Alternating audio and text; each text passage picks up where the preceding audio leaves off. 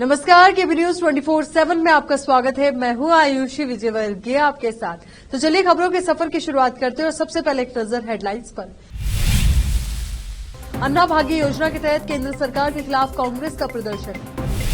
बसव कल्याण में नया अनुभव मंडप का काम जोरों पर चल रहा, जिला कलेक्टर गोविंद रेड्डी ने कहा। सीएम सिद्धरामैया फर्जी खबरों से निपटने के लिए फैक्ट चेक टीम को बहाल करने की योजना बना रहे हैं। कर्नाटक कांग्रेस ने राहुल गांधी के वीडियो को लेकर बीजेपी के 3 नेताओं के खिलाफ शिकायत दर्ज कराई।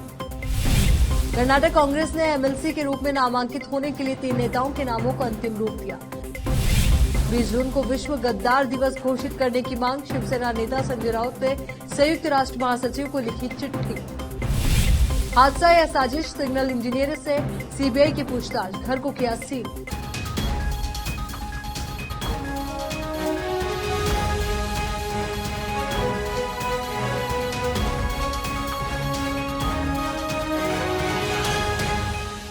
अब देखते हैं समाचार विस्तार से।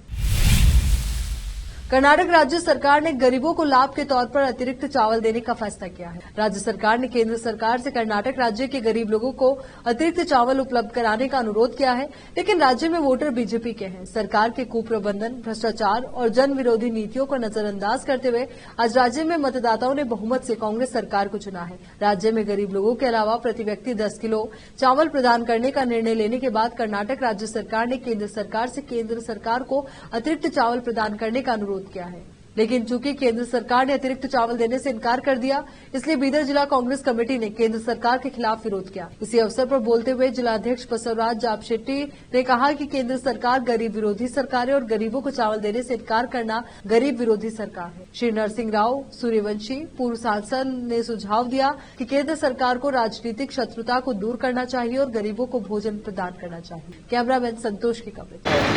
मैं आज इस मीडिया के जरिए से ये कहना चाहता हूँ कि ये हमारा जो आवाज़ है दिल्ली तक जाना चाहिए। मैं मीडिया से रिक्वेस्ट करता हूँ, हमारा ये जो प्रतिभटना ऑल ओवर कर्नाटक में चल रहा है, आज बेंगलुरु में हमारे सिद्धरामैया साहब, हमारे डीके चौपाल साहब बहुत बड़ा हम लोग ये प्रतिभटना कर रहे हैं। हमारी मांग इतनी है, सिर्फ चावल। अरे भाई, आप खाने को नहीं देंगे तो और क्या देंगे? बोलिए, ये शर्मनाक है बहुत हमारे लिए। इसलिए और सबसे बड़ा प्रॉब्लम क्या हो चुका है भाई, 135 सीट आ चुके हैं। ये भगवान की देन है। आज बम्बई के जो सबको डर बैठा है कि भाई आने वाले इलेक्शन में हमारे को पैसा भी लोग बताते हैं, तो करना क्या चाहिए? उनको चावल मत देना। अरे हम चावल फुकट नहीं पूछ रहे, उसके लिए भी हम पैसा देना चाह रहे हैं। आखिर आप करना क्या चाह रहे हैं? इस देश को किस जगह लेना चाह रहे हैं? इसलिए मैं अभी जो मुझे इस अवसर पर जिला कांग्रेस अध्यक्ष, गरीबों को, अमीरों को, सबको ये राशन का चावल देने के लिए जो घोषणा की थी, ये बीजेपी सरकार उसमें पूरी तरह से फेल हो कर 135 एमएलए को जिता के भेजी है। वो बौखला गए हैं। मोदी सरकार हिल गई है। देश में नहीं विदेश में भी कांग्रेस का डंका बोला जा रहा है। आज ये पॉलिसी कांग्रेस की दीन दलितों के लिए, अमीरों के लिए, गरीबों के लिए, एजुकेशन के स्टूडेंट के लिए, सबके लिए ब्यूटीफुल है। इसके लिए 135 एमएलए को जिता के भेजा। ये आने वाला इलेक्शन 2024 का, उसमें बसव कल्याण में नया अनुभव हॉल पहले ही अपनी पूरी क्षमता तक पहुंच चुका है। कलेक्टर गोविंद रेड्डी ने कहा कि 35% काम हो चुका है। उन्होंने बसव कल्याण स्थित नवीन अनुभव हॉल के स्थल का व्यक्तिगत रूप से दौरा किया और वहां चल रहे कार्य व गतिविधियों की जानकारी दी। उन्होंने बताया कि G2 बिल्डिंग का काम पूरा हो चुका है और तीसरी मंजिल का निर्माण 1 महीने में पूरा कर लिया जाएगा और 100 फीट पर काम शुरू हो जाएगा। तीसरी मंजिल के केंद्र में ऊंची और चौड़ी मीनार है। इस भवन के लिए आवश्यक जेली लोहा, सीमेंट और लोहा अगले 3 महीनों के लिए स्टॉक में है। उन्होंने कहा कि 770 अमरंगाना पत्थर के खंभों को खड़ा करने का काम चल रहा है और 300 खंभे पहले से ही लगे हुए हैं और उन पर छंदों को तराशने का काम चल रहा है और ये काम अगले 3-4 महीने में पूरा हो जाएगा। अनुभव मंडप के कुल 610 करोड़ में से 1% पहले ही खर्च किए जा चुके हैं। उन्होंने कहा कि 35% काम पूरा हो चुका है और बाकी काम प्रगति पर है। विशेष संवाददाता की रिपोर्ट। देखते हैं राज्य के अन्य क्षेत्रों के समाचार। कर्नाटक के मुख्यमंत्री सिद्धरामैया ने मंगलवार 20 जून को पुलिस को फर्जी खबरों के स्रोतों की पहचान करने और ऑनलाइन गलत सूचना फैलाने वालों के खिलाफ कानूनी कार्रवाई करने के निर्देश दिए। फर्जी खबरों से निपटने के लिए आवश्यक उपायों के क्रियान्वयन पर सिद्धरामैया ने गृह मंत्री जी परमेश्वर के साथ चर्चा की। जब पिछली कांग्रेस 2013 में सत्ता में आई थी तब फर्जी खबरों का प्रचलन बढ़ गया था और राजनीतिक विरोधी इस बार भी इसी तरह की रणनीति का सहारा ले रहे हैं। आगामी लोकसभा चुनाव के साथ समाज में कलह बोने के उद्देश्य से फर्जी खबरों के प्रसार का खतरा बढ़ गया है। इसका मुकाबला करने के लिए सरकार ने फर्जी खबरों के स्रोतों की जल्द पहचान करने और उनसे निपटने के लिए आवश्यक उपायों को लागू करने का प्रस्ताव दिया। 2021 में कर्नाटक पुलिस ने सोशल मीडिया प्लेटफॉर्म पर कोविड-19 के बारे में जानकारी से संबंधित वायरल वीडियो और तस्वीरों की प्रामाणिकता का आकलन करने के लिए एक समर्पित साइबर टीम और तथ्य जांच विशेषज्ञों को तैनात किया। सरकार इससे पहल को फिर से शुरू करने की योजना बना रही है, जो फर्जी खबरों का पता लगाने और तथ्यों की जांच करने और सार्वजनिक जागरूकता बढ़ाने पर केंद्रित। साइबर पुलिस फर्जी खबरों की उत्पत्ति का पता लगाने के लिए काम करेगी। मुख्यमंत्री ने इस संबंध में हुई प्रगति की मासिक रिपोर्ट मांगी है। कर्नाटक में कांग्रेस ने सोमवार 19 जून को भारतीय जनता पार्टी भाजपा के राष्ट्रीय अध्यक्ष जेपी नड्डा, भाजपा के आईटी सेल के प्रमुख अमित मालवीय और भाजपा की चंडीगढ़ इकाई के प्रदेशाध्यक्ष अरुण सूद के खिलाफ पुलिस में शिकायत दर्ज कराई। कर्नाटक के आईटी मंत्री और केपीसीसी संचार और सोशल मीडिया विंग के अध्यक्ष प्रियांक खड़गे और सह अध्यक्ष रमेश बाबू द्वारा दायर शिकायत में उन पर कांग्रेस पार्टी और उसके वरिष्ठ नेताओं को निशाना बनाते हुए दुर्भावनापूर्ण, झूठी और आग लगाने वाली सामग्री फैलाने का आरोप लगाया गया। प्रियांक और रमेश ने सोमवार 19 जून को बेंगलुरु के हाई ग्राउंड पुलिस स्टेशन को गए और आरोप लगाया कि भाजपा नेताओं ने जानबूझकर समूहों के बीच दुश्मनी को बढ़ावा देने और उकसाने के साथ साथ उकसाने के इरादे से जानकारी फैलाई। कांग्रेस नेताओं ने अमित मालवीय द्वारा साझा किए गए ट्वीट्स की प्रतियां प्रस्तुत की, जो उनके अनुसार दुर्भावनापूर्ण और झूठे तरीके से कांग्रेस नेता राहुल गांधी को दर्शाया। मालवीय की ट्विटर हैंडल पर 17 जून 2023 को प्रसारित वीडियो न केवल राहुल गांधी और भारतीय राष्ट्रीय कांग्रेस की प्रतिष्ठा को धूमिल करने का लक्ष्य रखता है, बल्कि सांप्रदायिक कलह को भड़काने और पार्टी और उसके नेताओं को गलत तरीके से पेश करने का भी लक्ष्य रखता है। कांग्रेस ने एमएलसी के रूप में मनोनीत होने वाले 3 नेताओं के नामों को अंतिम रूप दे दिया है। वे शिक्षाविद मंसूर अली खान और एमआर सीताराम और पूर्व आईआरएस अधिकारी सुदामा दास हैं, जिन्होंने केपीसीसी समिति के सह अध्यक्ष के रूप में भी काम किया। दास अनुसूचित जाति से हैं, तो वहीं ये नाम पार्टी के केंद्रीय नेतृत्व को सीलबंद लिफाफे में भेजे गए थे और मंजूरी के साथ वापस आ गए हैं। सूची को मंजूरी के लिए राज्यपाल थावरचंद गहलोत को सौंपे जाने की उम्मीद है। चूंकि तीनों सीधे नामांकित होंगे, इसलिए उन्हें किसी चुनाव का सामना नहीं करना पड़ेगा। वे 3 मनोनीत सदस्यों पूर्व महापौर पीआर रमेश, फिल्म निर्माता मोहन कोटजज्जी और सामाजिक कार्यकर्ता सीएम लिंगप्पा की जगह लेंगे, जिन्होंने मई-जून में अपना 6 साल का कार्यकाल पूरा किया। जब भाजपा और कांग्रेस मुफ्त चावल योजना को लागू करने और केंद्र सरकार द्वारा कर्नाटक को चावल बेचने से कथित रूप से इनकार करने पर वाकयुद्ध में लगे हुए थे, तो कर्नाटक आप इकाई ने कहा कि पंजाब इस संबंध में मदद करने के लिए तैयार है। पार्टी के प्रदेश अध्यक्ष पृथ्वी रेड्डी ने पत्रकारों से बात करते हुए कहा कि आम आदमी पार्टी शासित पंजाब राज्य सरकार राज्य में चावल की कमी की समस्या को दूर करने के लिए पूरा सहयोग देगी। उन्होंने कहा कि राज्य में कांग्रेस पार्टी बिना किसी पूर्व तैयारी के आज सत्ता में आ गई, आम आदमी पार्टी के कार्यक्रमों की पूरी तरह से नकल कर रही है और वोट बैंक की राजनीति के लिए जल्दबाजी में कई गारंटी की घोषणा कर रही है। हम इस स्थिति में किसी भी राजनीतिक पाखंड में शामिल नहीं हूं, जहां देश के गरीब लोग हैं। राज्य इन आधे अधूरे गारंटियों के कारण संकट में है। अब राज्य के गरीब लोग मुसीबत में हैं। हमारी पार्टी का उद्देश्य पीड़ा को कम करना है। कल पंजाब के मुख्यमंत्री भगवंत मान के साथ मेरी बातचीत में मुख्यमंत्री ने कहा कि वो सैद्धांतिक रूप से पूरी मदद करने के लिए तैयार है। हम पंजाब के मुख्यमंत्री के साथ तुरंत बातचीत करने के लिए राज्य के मुख्यमंत्री द्वारा आवश्यक पूर्ण तकनीकी सहायता प्रदान करने के लिए तैयार है। यहाँ पर रुकिए एक छोटे से ब्रेक के लिए, फौरन लौटें। हिंदुस्तान के हर कोने में हम हैं मौजूद। 24 घंटे हालात पर गहरी नजर, खबरों से जुड़े चुपते सवालात और आपको दिखाता है धार्मिक, सामाजिक, राजनीतिक, लोकल और इंटरनेशनल न्यूज की सबसे बेहतर कवरेज, जो आपको रखती है हर पल बाखबर। देश और दुनिया भर की खबर के लिए देखते रहें wisdom group of institution Bidar. Bidar शहर का एकमात्र संस्थान जो बीदर में पिछले 20 सालों से अपनी शैक्षणिक सेवाएं देता आ रहा है।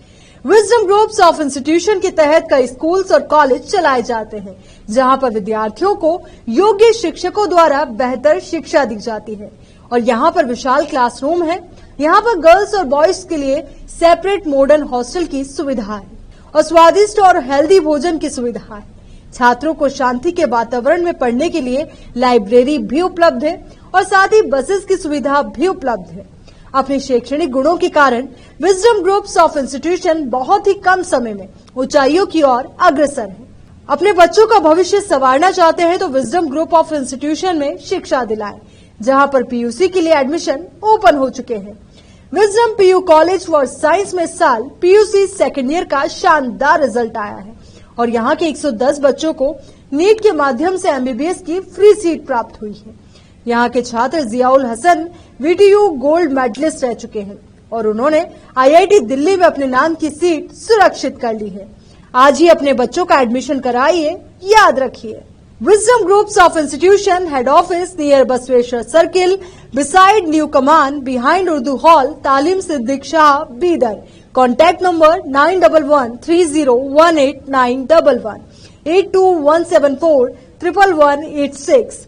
Toll free number 180012394447। Website www.wisdominstitutions.com। शहर बीदर के स्टूडेंट्स के लिए एक बड़ी खुशखबरी, यहाँ पर एडमिशन फीस में 100% कंसेशन दी जाएगी। Wisdom groups of institution Bidar के तहत चलाए जाने वाला और बेहतर शिक्षा केंद्र विजडम होलिस्टिक स्कूल का एक ब्रांच अब चिदरी में भी खुल गया है। इस सुनहरे अवसर से शहर बीदर के और चिदरी और मैलूर के छात्र फायदा उठाए। यहाँ पर nursery, LKG, UKG and first standard की बेहतर वातावरण में योग्य शिक्षकों द्वारा शिक्षा दी जाती है। यहाँ पर कई एजुकेशनल फैसिलिटीज मौजूद है, जैसा कि आप स्क्रीन पर डिटेल्स देख रहे हैं। इनके अलावा हवादार स्मार्ट क्लास, प्ले इक्विपमेंट, हिफ्ज व Nazira section, health checkup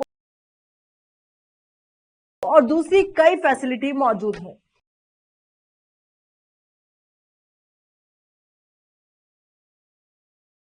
wisdom holistic school की एक ब्रांच बीदर के फेमस इलाके चिदरी में खुल गई है, जहां पर एडमिशंस ओपन हो चुके हैं। अपने बच्चों की अच्छी शिक्षा के लिए आज ही विजडम होलिस्टिक स्कूल में admission दिलवाएं।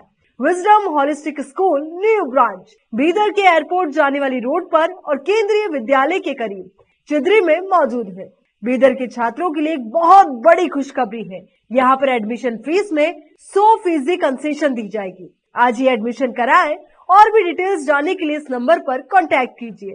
Contact number 9591978663, toll free number 180012394447, www.wisdominstitutions.com।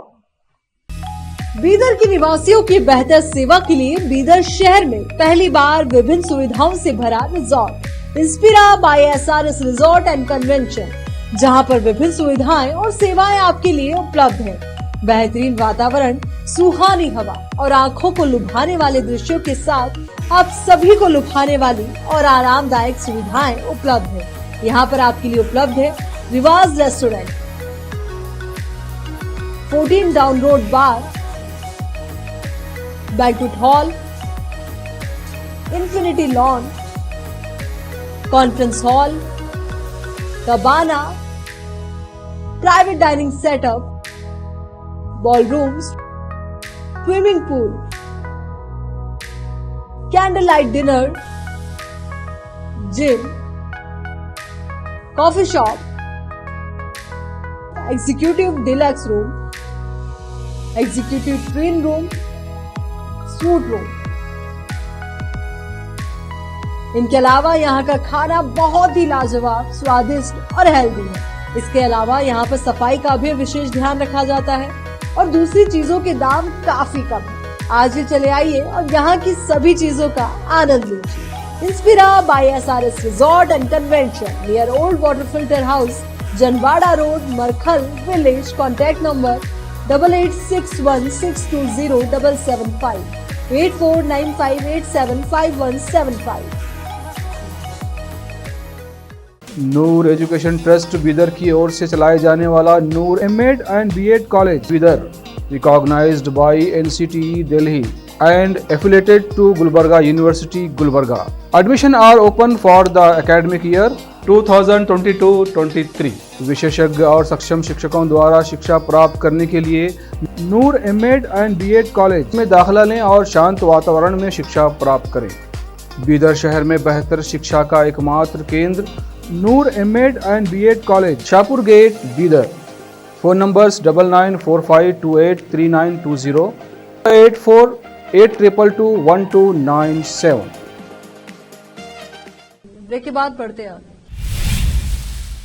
Shiv Sena Uddhav गुट के नेता और राज्यसभा सांसद संजय राउत ने संयुक्त राष्ट्र महासचिव एंटोनियो गुटेरेस को चिट्ठी लिखकर 20 जून को विश्व गद्दार दिवस घोषित करने की मांग। इसके पीछे उन्होंने एकनाथ शिंदे की बगावत का जिक्र किया।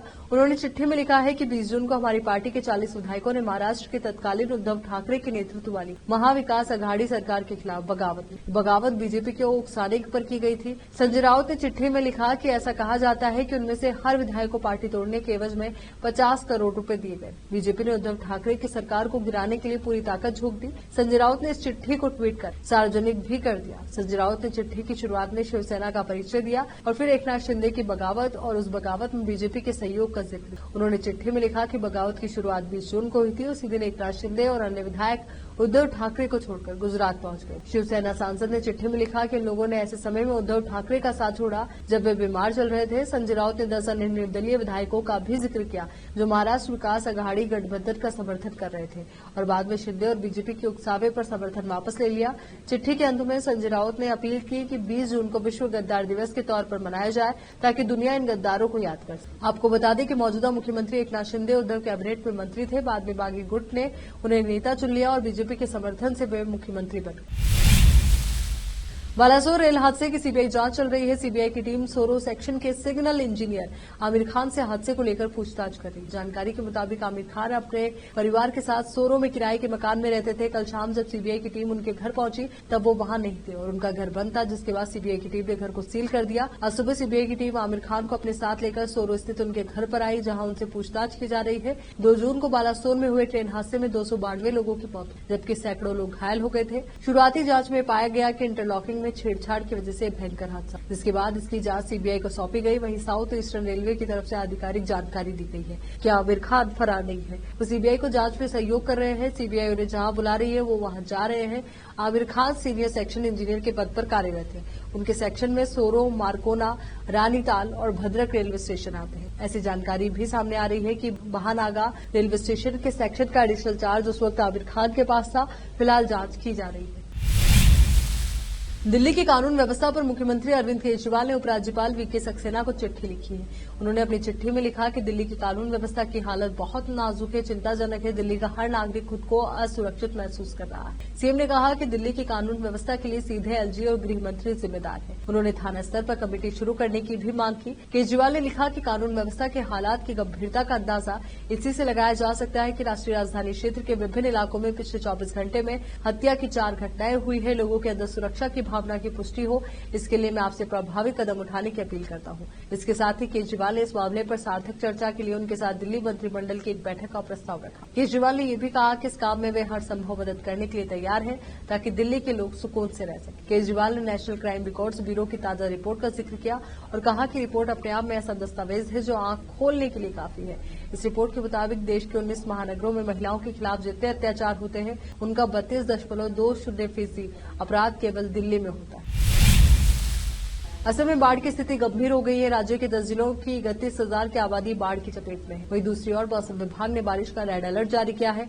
अगले 5 दिनों में असम के कई जिलों में भारी से बहुत भारी बारिश का अनुमान जताया है। असम राज्य आपदा प्रबंधन प्राधिकरण ASDMA की जानकारी के मुताबिक चिरांग, दारंग, धेमाजी, धूबरी, डिब्रूगढ़, कोकराझार, लखीमपुर, नलबाड़ी, सोनितपुर और उदलगुरी जिलों में बाढ़ के कारण 30,700 से अधिक लोग प्रभावित हुए हैं। लखीमपुर जिला सबसे ज्यादा प्रभावित है। यहाँ करीब 22,000 लोग बाढ़ की चपेट हैं। वहीं डिब्रूगढ़ जिले में 3800 लोग और कोकराझार में लगभग 1800 लोग प्रभावित हैं। बाढ़ प्रभावितों के लिए 7 जिलों में 25 राहत वितरण केंद्र चलाए जा रहे हैं। हालांकि अभी तक कोई राहत शिविर नहीं बनाया गया है। राज्य के करीब 444 गांव बाढ़ की चपेट में हैं। वहीं करीब 23 हेक्टेयर फसल को नुकसान पहुंचा। विश्वनाथ, धूबरी, डिब्रूगढ़, गोलाघाट, कामरूप, करीमगंज, कोकराझार, लखीमपुर, माजुली, मोरीगांव, नागांव, नलबाड़ी, शिवसागर, सोनितपुर, दक्षिण सलामारा, तुमुलपुर और उदलगुरी में बड़े पैमाने पर कटाव देखा गया।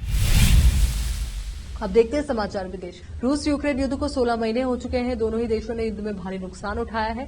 बावजूद इसके कोई भी देश युद्ध से अपने कदम पीछे हटाने को तैयार नहीं है। लिहाजा रोजाना युद्ध के मैदान में बम और मिसाइलों की बारिश हो रही है। यूक्रेन पर हमला करने के लिए रूस ने ड्रोन, बमों और मिसाइलों का बखूबी इस्तेमाल किया है। इसे यूक्रेन की राजधानी कीव थर्रा उठी है, मगर रूस को मंगलवार को उस वक्त करारा झटका लगा जब बहादुर यूक्रेनी सैनिकों ने हमले में रूस के 35 में से 32 ड्रोन को मार गिराया। यूक्रेन के हवाई सुरक्षा बल ने दावा किया है कि मंगलवार तड़के रूस द्वारा छोड़े गए 35 शहीद विस्फोटक ड्रोन में से उसे 32 को मार गिराया, जिनमें से अधिकांश कीव क्षेत्र में थे।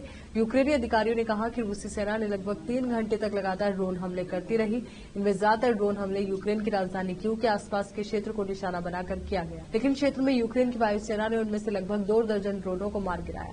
यह हमला यूक्रेनी क्षेत्रों की व्यापक बमबारी का हिस्सा था, जो पोलैंड के पास देश के पश्चिम में लवीव क्षेत्र तक फैला हुआ था। ब्रिटेन के पूर्व प्रधानमंत्री बोरिस जॉनसन पर डाउनिंग स्ट्रीट में कोविड-19 संबंधी नियम तोड़कर आयोजित की गई पार्टी को लेकर संसद को जानबूझकर गुमराह करने का आरोप लगाने वाली हाउस ऑफ कॉमन्स समिति की रिपोर्ट को ब्रिटिश सांसदों ने 7 के मुकाबले 354 मतों से समर्थन दिया। जॉनसन ने संसद के निचले सदन हाउस ऑफ कॉमन्स में कई बार इस बात से इनकार किया था कि ब्रिटिश पीएम के आधिकारिक हाउस और ऑफिस 10 डाउनिंग स्ट्रीट में कोविड-19 संबंधी नियम तोड़कर पार्टी आयोजित की गई। जॉनसन द्वारा पार्लियामेंट को गुमराह किए जाने के संबंध में इस मामले को पार्टी गेट नाम दिया गया है। 58 वर्षीय जॉनसन ने समिति के सदस्यों पर अपने पीछे पड़ जाने का आरोप लगाया और संसद सदस्यता से पहले ही इस्तीफा दे दिया है। कंजर्वेटिव पार्टी के नेता जॉनसन ने संसद की विशेषाधिकार समिति कॉमन्स प्रिविलेजेस कमेटी की अंतिम रिपोर्ट के मसौदे को देखने के बाद संसद की सदस्यता से इस्तीफा दे दिया था और अब वो पूर्व सांसदों को मिलने वाली संसद तक विशेष पहुंच का अधिकार भी खो देंगे। रिपोर्ट के निष्कर्षों पर चर्चा करने के लिए उनके कई सहयोगी और विपक्षी सदस्य सोमवार को हाउस ऑफ कॉमन्स में इकट्ठा हुए। अधिकतर ने पूर्व पीएम बोरिस के कार्यों की निंदा की। ब्रिटेन के प्रधानमंत्री ऋषि सुनक और कंजर्वेटिव पार्टी के कई अन्य सदस्य रिपोर्ट के निष्कर्षों पर बहस या टिप्पणी में शामिल नहीं हुए। इसकी विपक्षी लेबर पार्टी के कई सांसदों ने घंटों चले सत्र के दौरान निंदा की। लेबर पार्टी के जेस फिलिप्स ने कहा, ये शर्मनाक है कि इस देश के प्रधानमंत्री ये भी नहीं बता सकते कि यदि आज वो यहाँ आते तो किसके लिए वोट देते। मेरे विचार से ये कर्तव्य से विमुख होना है। अब एक नजर फिल्मी समाचारों पर। राज कपूर और नरगिस के स्टाइल में दिखे नवाजुद्दीन सिद्दीकी और अवनीत कौर, दिल छू लेगा रोमांटिक सॉन्ग तुमसे मिलके। अब समाचार खेल जगत से है। एशिया कप से पहले पाकिस्तान क्रिकेट पे बवाल, 6 महीने में ही नजम सेठी ने छोड़ा अपना पद। आखिर में देखते हैं समाचार बाजार। भारतीय स्टार्टअप के सामने पैसों की भारी तंगी। प्राइवेट इक्विटी और वेंचर कैपिटल इन्वेस्टमेंट 44% घटा।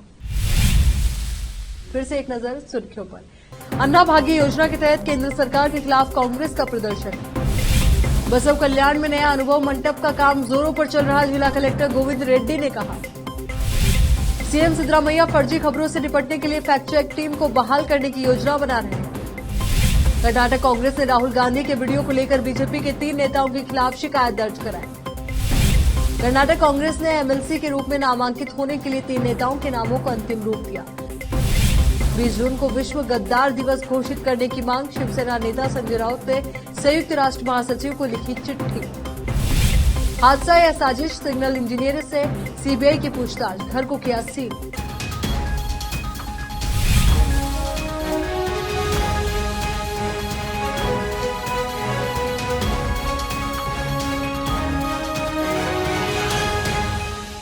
चलिए इसी के साथ केपी न्यूज के इस बुलेटिन में फिलहाल के लिए नई देश और दुनिया से जुड़ी तमाम खबरों के लिए आप बने रहिए केपी न्यूज 24/7 के साथ। धन्यवाद।